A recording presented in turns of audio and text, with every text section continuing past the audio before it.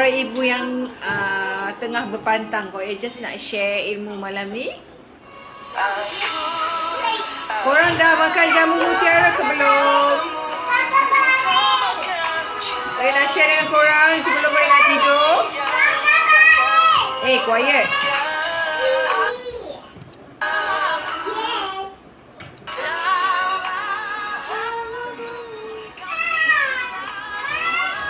Okay.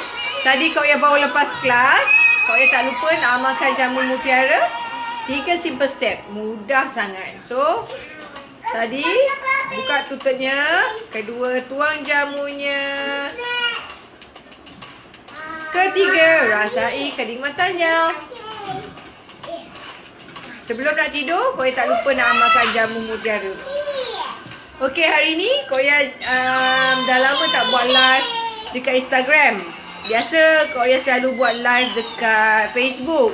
So hari ni kau yang nak buat live, nak share pasal pantang bersalin. Kenapa penting untuk ibu berpantang selepas bersalin? Oh ya ke? Tak apalah. Tak apa Kim. Kim buat je lah live. Kau yang pun tak rancang nak buat live hari ni. Unplanned. So kau yang just nak share. Tak apa, nanti kau yang tengok Kim punya live. Thank you ya. Sudi nak tengok live kau ya. Hari ni just nak quick sharing pasal tajuk hari ni. Kau yang nak share pasal pantang bersalin. Kenapa penting untuk ibu berpantang selepas bersalin? Sebab sekarang ni, oh my god. Oh my god. Thank you Kim. Okay, sebab hi Hayden. Hi Encik Hayden. Hello. Okay.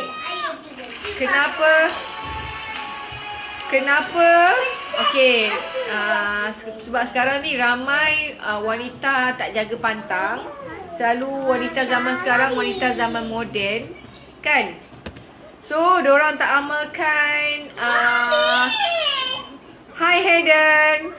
Okay, sekarang wanita moden, zaman moden sekarang jarang nak berpantang secara tradisional. Sebab ibu-ibu zaman sekarang ni tak suka berpantang. Sebab bagi diorang pantang tu bagi diorang lah, ibu-ibu yang zaman sekarang yang terlampau sangat moden, bagi diorang pantang tu satu macam klise, satu macam benda yang mengarut, klise lah. Bagi diorang ibu-ibu moden ni, diorang tak suka berpantang.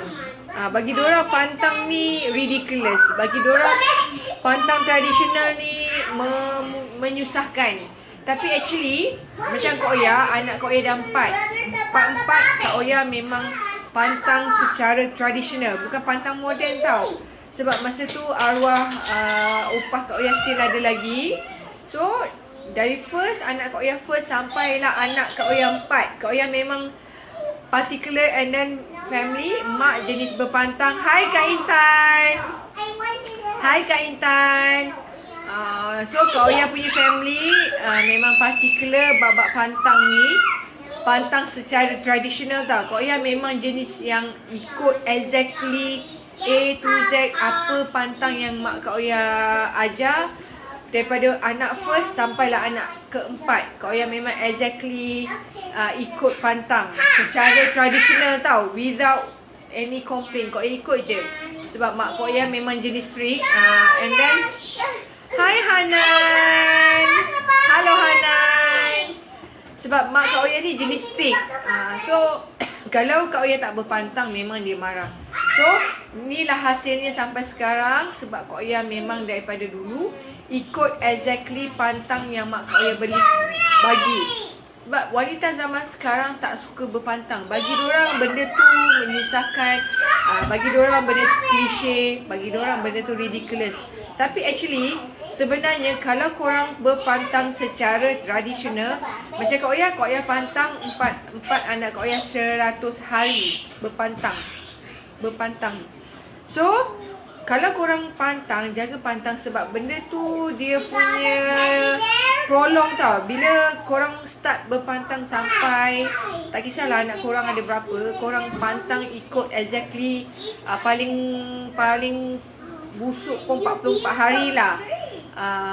Paling kalau korang nak lebih bagus, macam Kak Oya, pantang 100 hari. So kalau korang ikut benda tu, nanti korang akan nampak kesannya lepas pada tu. Sebab sekarang umur Kak Oya 40. So dia punya kesan nampak tau. Kalau korang tak betul-betul pantang, korang just imagine korang langgar pantang-pantang tu, nanti kesan dia akan nampak kemudian hari. Ini Kak Oya tak tipu. Contoh macam nak kena pakai stokin, nak kena ikat rambut. Sebab dulu Kak Oya pantang, memang Kak Oya memang exactly ikut quiet. Ikut exactly kalau dengar, sebab Kak Oya memang ada buku tu. And then mak Kak Oya kan, betul Kak Intan, macam Kak Intan dah umur 54 kan. Tengok badan Kak Intan, umur dah 54, dah pangkat nenek. Badan Kak Intan pun still maintain daripada anak dara sampai sekarang.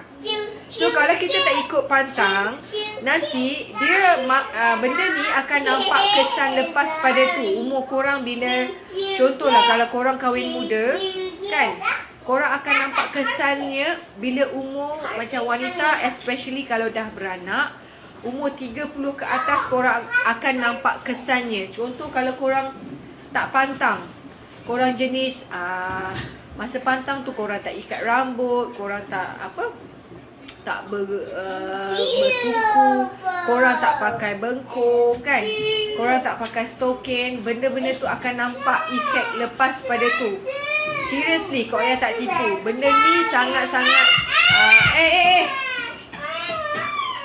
ibu, I do a live ni. Okay, Zara give. So, benda tu akan nampak kesan kemudian hari. So, hari ni topik Kak Oya pantang bersalin. Kenapa pentingnya untuk ibu berpantang selepas bersalin? Sebab bagi Kak Oya Kak Oya suka bila time pregnant tu. Kak Oya sangat suka bila time pantang. Sebab apa? Kita dilayan macam puteri. Kita dilayan seperti raja. Seriously. So rugi kalau korang tak jaga pantang korang. Sebab korang tak suka ke dilayan macam semua benda orang buatkan. Korang tak payah buat langsung kerja, and then korang cuma tidur and makan makanan yang disediakan. So rugi kalau korang tak praktikkan pantang ni. Serius, time ni lah korang nak jaga badan. Time ni lah korang nak kena jaga dalaman korang. Macam diri Kak Oya, mak Kak Oya tak bagi Kak Oya cantik-cantik masa dalam pantang. Macam Kak Oya pakai t-shirt buruk-buruk lah. Sebab kita nak kena pakai param, kita nak kena pakai luluh kan dalam pantang. Sebab Kak Oya bangun masa pantang umur pukul 5 ke 5:30 pagi dah start bangun kan. Bila anak tu dah tidur, Kak Oya terus bangun. Mak Kak Oya ataupun arwah opah Kak Oya dah sediakan air akar kayu untuk kita mandi. Air suam tau, air panas tu. Mak Kak Oya dah letak air panas, dan Kak Oya campur dengan air sejuk. So dia jadi suam. So kita mandi. Memang everyday Kak Oya mandi. Memang Kak Oya cuci kepala, Kak Oya memang sabun. And then kita mandi akar kayu tu untuk kesegaran badan kita. So 5:30 pagi Kak Oya dah bangun. And then Kak Oya dah start bertungku. Sebab kita benda-benda macam tu kan, dalam pantang kena start pagi-pagi. Tak ada, macam family Kak Oya pukul 5:30 pagi dah start macam bertungku, mandi. Bertungku. Maksudnya Kak Oya dah get ready. Pukul 7 dah get ready, Kak Oya dah breakfast. Sebab orang dalam pantang tak boleh perut kosong. So orang dalam pantang kena makan nasi panas-panas, tak boleh nasi sejuk. And then portionnya nasi Kak Oya banyak ni je. And then mak Kak Oya punya pantang ada sayur, and then dia ada sup. So benda-benda tu semua kena makan panas-panas. So by the time 7 Kak Oya dah get ready, breakfast semua dah settle. So by the time tu lah pukul 7 time Kak Oya makan, mak Kak Oya mandikan anak Kak Oya semua kan. So dah mandikan baby. So pukul 8 Kak Oya dah start rest, Kak Oya tidur balik. Sebab kadang-kadang baby bangun tak tentu masa. Baby bangun pukul 2-3 pagi. So kadang-kadang benda tu kita akan mengantuk balik kan. So pukul 8 Kak Oya dah start tidur. Sebab Kak Oya memang akan sentiasa akan tidur. Tidur je sebab kita kena rest. Bila baby tidur kita kena rest. So tidak macam ibu zaman sekarang. Bila pantang je diorang main handphone. Anak tidur je diorang main handphone. Sebenarnya phone pun tak boleh main tau ketika kita dalam pantang. Sebab dia ada vibes vibes handphone tu tak bagus untuk ibu dalam pantang. So tips-tips hari ni, pantang bersalin memang ada banyak pantang larang. Korang kena ikut, seriously. Mula-mula dengar macam remeh kan. Tapi sebenarnya benda tu, ya Allah, gila-gila Viva Kak Oya cakap, benda tu akan dapat benefit dekat korang sendiri. Serius, jujur Kak Oya kata. Sebab benda ni dia tak nampak sekarang, dia akan nampak lepas umur korang dah 30 ke atas bagi wanita, especially yang dah beranak. Yang dah beranak tu korang akan dapat rasa kesannya umur korang 30 ke atas. Korang akan nampak kesan bila korang jaga pantang tu. Kalau orang yang tak jaga kan, macam contoh orang yang jaga pantang selepas 100 hari, muka dia lain macam. Lain, dia punya merah dia tu lain. Serius, jujur Kak Oya cakap. So, cara pantang selepas bersalin yang perlu korang amalkan adalah pertama, cara pertama korang kena pakai bengkung. Memang pertama sekali orang dalam pantang kena pakai bengkung. Kerana amalan memakai bengkung ini dilakukan untuk membentuk semula badan korang yang dah gelambir. Tu kan perut korang kan kecil, rahim kita kecil kan. And then dia membesar, enhance ikut kepada keadaan baby tu, dia akan membesar. Bila besar, so bila lepas baby dah keluar, perut tu akan menggelambir. Perut tu akan menggelambir. So bila korang pakai bengkung ni, dia akan membentukkan semula badan korang masa time dalam pantang tu. Tujuannya, okay, korang pakai sampai atas ni. Kak Oya punya bengkung Kak Oya punya bengkung yang Jawa style tu, yang panjang gila, yang tali dia banyak. Sampai sini ikat kan, bawah ni sampai ke peha. Peha kita, bontot kita semua tutup. So tujuannya adalah untuk membentuk semula badan serta mengurangkan pergerakan bagi membantu pemulihan dalam luka dalam faras ni. And then contoh kalau macam perut dalaman dia, bila korang makan ke minum ke, dia akan kemas. Serius, Kak Oya pakai yang jenis Jawa punya tu, ikatan dia akan kemas, cantik. And then kalau korang pakai, memang perut akan cepat kempis. Nak pula korang akan sapu korang sapu sirih. Kadang-kadang lepas bersalin, kadang-kadang perut kita jadi stretch mark kan. And then ada tu dia akan kekal warna kan. Ada setengah wanita bersalin dia akan jadi kulit dia selulit dia jadi gelap. So time ni lah kita nak rawat kulit kita jadi cantik. Time ni lah kita rawat semua permasalahan kita masa kita pregnant. Kadang-kadang ada yang gelap kat leher lah, pembawakan baby kan. So first thing first, korang kena pakai bengkung. Bengkung tu tujuannya untuk cantikkan, bentukkan semula badan korang yang menggelami, especially tang perut tu. Lepas tu bila korang pakai bengkung ni, tujuannya bila korang makan, dia untuk mengelakkan, dia memulihkan luka dalam faras ni. So dalam perut ni, dia akan cantik, kemas, rapi. Bila korang makan, minum ke, so perut tu akan kemas, tak menggelambir, tak buncit. Itu dah tujuan pertama. So dia ada bengkung ni, dia ada macam-macam jenis bengkung. Tapi kan, Kak Oya prefer, Kak Oya cadangkan dengan korang, ibu-ibu yang lepas bersalin tu, korang cari bengkung jenis Jawa yang panjang tu, yang banyak tali tu. Yang tu serius, best gila. Dia ikat daripada sini bawah ni kan, Dia apa cantikkan korang punya bahagian sini dan sampai perut perut korang. Dia tutup sampai punggung. Serius. Jujur kau cakap memang cantik nanti lepas tu. Amalkan kau pakai selama 100 hari tau bengkung tu. Lepas tu kedua, kedua, bertungku. So amalan bertungku ni sangat penting masa korang dalam pantang. Sebab amalan ni bertujuan untuk mengeluarkan angin-angin jahat dalam badan kita. So bertungku ni dia tugas utama dia mengeluarkan angin jahat dalam badan kita. Lepas tu dia bantu mengecutkan rahim. Lepas tu mengembalikan dan melembutkan urat-urat yang dalam keadaan tegang. Sebab lepas bersalin banyak urat-urat ibu-ibu banyak putus, banyak tegang. So tujuan bertungku ni dia akan keluarkan angin-angin jahat. Lepas tu dia melembutkan urat-urat yang tegang. Lepas tu dia mengecutkan rahim. Seriously, tungku ni lah paling best. Kau yang paling suka dan tunggu momen-momen tungku ni. Kau yang suka tungku di bahagian-bahagian semua sendi-sendi kau ya kan, semua part sendi-sendi yang ada lymphatic nodes tu kau yang suka tungku. Kalau dekat bahagian perut tu kau yang tolak ke atas kan, ni perut kita tolak rahim kita tu ke atas. Dia memang seriously cepat sangat kecut rahim korang. Macam mak kau ya dah pukul 5.30 dia dah bakar tungku dah. Sebab kau ya dah mandi semua pukul 6 kau ya dah start tungku.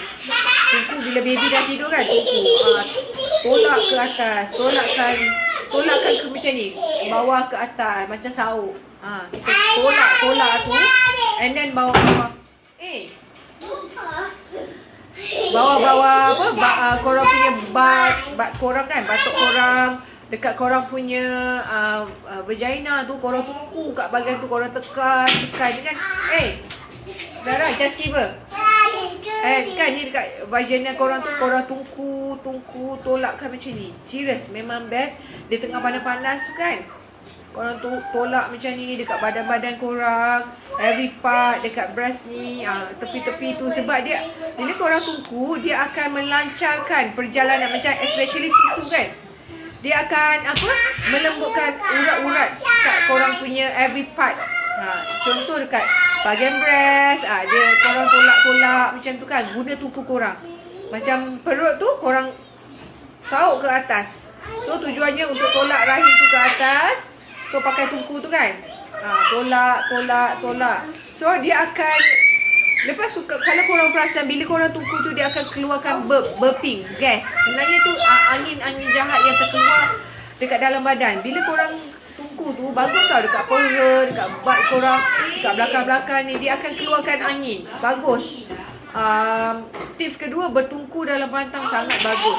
Okey, tips ketiga, minum jamu dan ubat periuk. Seriously, part ni pun kau yang suka. Actually part momen-momen dalam berpantang ni semua part kau yang suka. Okey, nombor 3, kita minum jamu dan ubat periuk.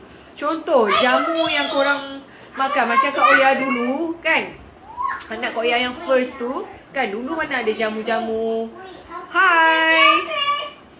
Hai, siapa ni? Nama jamu Mutiara Panda Ceras. Halo.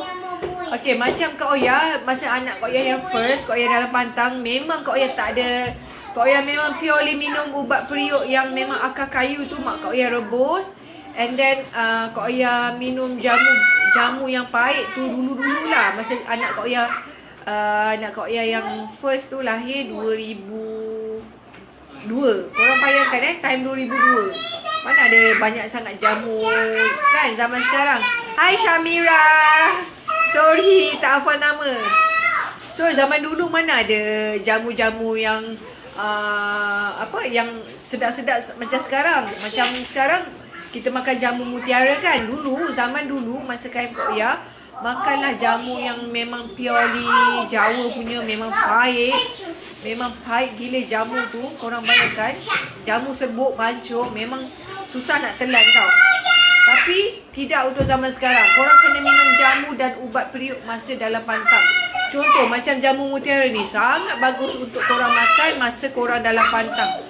Seriously, ni jamu moden. Korang makan jamu moden ni. Hai Ida. Okay, Kalau korang makan jamu, okey, nombor 3 korang dalam pantang korang kena minum jamu dan ubat periuk. Okey,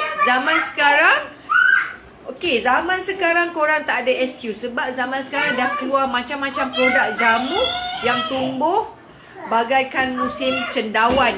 Musim cendawan bagaikan cendawan di musim hujan. Korang bayangkan nombor 3 ni, korang kena makan jamu. Masa dalam pantang kena makan jamu. Korang bayangkan jamu ni sekarang macam jamu mutiara ni dah dimodernkan. So, wanita-wanita yang lepas bersalin tu sangat-sangat digalakkan untuk makan jamu ni. Bila anak dia dah tak ada masalah, anak dia dah tak ada kuning, macam contoh kalau anak dah lepas kuning ke apa, korang dah boleh terus makan jamu. Tak kisah jamu apa, tapi Kak Oya syorkan jamu mutiara ni sebab jamu ni dah dimodernkan, dah sedap. So korang wajib beli jamu mutiara ni ketika korang dalam pantang. Okey, nombor 3 tadi kau kata makan jamu kan, minum jamu dan ubat periuk. Okey, pengambilan jamu dan ubat periuk bukan saja membantu mengembalikan tenaga dan memanaskan badan. Ia juga mampu mengeluarkan lemak, toksin serta memudahkan kita membuang air besar. Itulah tujuannya jamu ni kita kena amalkan ketika masa dalam pantang. Sebab bila kita wanita lepas bersalin ni memang urat dah banyak putus. Lepas tu tenaga pun dah berkurangan. So, bila korang amalkan jamu dan ubat periuk dalam pantang ni, dia mengembalikan tenaga. Lepas tu dia memecahkan lemak-lemak yang susah kita nak cernakan kan. So, tujuan dia untuk memanaskan badan. Orang dalam pantang ni dia kena panas, dia tak boleh sejuk. Badan dia kena sentiasa panas dan berpeluh. Bila wanita dalam pantang tu dia berpeluh sangat bagus. Sebab kalau wanita berpantang tak ada berpeluh tu, dia mesti something wrong somewhere. Kalau dia dalam pantang dia tak berpeluh, maknanya dia ada something wrong somewhere. Kena check balik. Sebab macam Kak Oya, masa Kak Oya dalam pantang, kalau Kak Oya masa zaman dulu mana ada jamu-jamu moden kan. Masa time Kak Oya minum je air akar kayu, badan Kak Oya best gila, bertenaga, berpeluh. Kak Oya suka bila time pantang badan Kak Oya berpeluh. Memang sangat bertenaga. Best gila, jujur Kak Oya cakap. That's why Kak Oya kata dalam pantang kena makan jamu dan air akar ataupun ubat periuk. Memang bagus untuk memanaskan badan korang. Dia bantu mengembalikan tenaga, lepas tu dia bantu mengeluarkan lemak serta toksin dan melawaskan pembuangan air besar. Sebab jujur Kak Oya kata dalam pantang memang susah nak buang air besar. Jujur Kak Oya cakap sebab kita kurang air kan. Macam Kak Oya alhamdulillah tak ada masalah pembuangan air besar sebab Kak Oya selalu minum air akar. Air akar Kak Oya tu air dia cair je mak Kak Oya buat dulu kan. Masa anak pertama air akar Kak Oya memang cair dan senang. Kak Oya memang pagi-pagi senang nak buang air besar. So untuk sekarang, zaman sekarang korang tak payah susah-susah. Jamu mutiara ni serius, sangat bagus untuk korang amalkan ketika dalam pantang sebab dia boleh bagi tenaga dan dia bagi meriahkan susu dalam macam korang nak susu kan, kalau tak ada susu badan jangan risau. Jamu mutiara ni memang quiet. Dia meriahkan susu korang, susu badan. Dia akan bagi susu badan memang meriah. And then dia melawaskan pembuangan air besar. Seriously, Kak Oya tak tipu. Memang best jamu mutiara ni. Okey, yang keempat korang kena berurut. Macam contoh Kak Oya masa dalam pantang kan. Kak Oya hari ketiga lepas keluar hospital kan. Lepas Kak Oya keluar je hospital, sampai je kat rumah, the next day Kak Oya dah start berurut. Sebab badan kita lepas bersalin, kita tak boleh biar lama-lama, badan kita tak boleh biar lama-lama kalau tak berurut. Actually bagus bila korang dah bila korang dah sampai kat rumah, lepas dah bersalin tu kan, korang dah daripada hospital sampai kat rumah, korang kena terus berurut sebab tak nak badan masuk angin. So So korang kena berurut. Lepas korang sampai je kat rumah, the next day pagi-pagilah. Sangat bagus urut waktu pagi. Sebab pagi-pagi urat tengah bagus. Urat tengah elok waktu pagi. Sangat bagus bila berurut. Sebab quiet, ibu tak dengar. Say quietly. So sorry anak kau yang kacau. So berurut ni selain dia boleh melancarkan peredaran darah ketika dalam proses berpantang bersalin. So urut ni juga dia bantu mengeluarkan angin jahat dalam badan. So dia memulihkan sakit otot, sakit sendi serta saraf yang dah belikat dah bersimpul-simpul tu. So berurut ni ya Allah tak dengar. Sekejap quiet please. No. Sorry anak kau yang kacau. So selain tu berurut ni dia improvekan blood circulation. So memang sangat bagus sebab dia boleh mengurangkan sakit-sakit sendi, urat-urat yang dah bersimpul. Mika. So bila dalam pantang kan korang kena berurut. Kadang-kadang sakit pinggang sebab korang menyusukan badan kan. So kadang sakit tumit. So bila urut tu dia menaikkan korang punya peranakan. Dia akan dia pecahkan urat-urat yang bersimpul tu. Serius. So lepas pada korang balik beranak tu kan the next day, lepas korang dah sampai kat rumah tu, the next day morning korang kena urut. At least dalam seminggu korang kena urut ni. So yang kelima, kena banyak makan sayur-sayuran dan ulam-ulaman. Siapa kata dalam pantang tak boleh makan sayur dengan ulam? Sayur dan ulam, tengok juga jenis sayur. Korang kena tengok jenis sayur yang korang nak kena amalkan. So janganlah makan sayur-sayur berangin, macam pucuk ubi tu semua tak boleh. Benda-benda sayur mengarut tu tak boleh. So sayur yang elok untuk kita makan, sayur-sayuran actually bagus untuk kita makan ketika dalam pantang. Sebab dia sumber vitamin. Hai Wawa. Dan dia antioksidan yang membantu mempercepatkan proses pemulihan dalaman. Dalam badan kita kena heal. So korang kena amalkan macam makan sayur-sayuran sebab dia memberi vitamin dalam badan kita. Sebab kita dah banyak keluar darah semua kan. So kita kembalikan balik dengan makan sayur-sayuran dan ulam-ulam.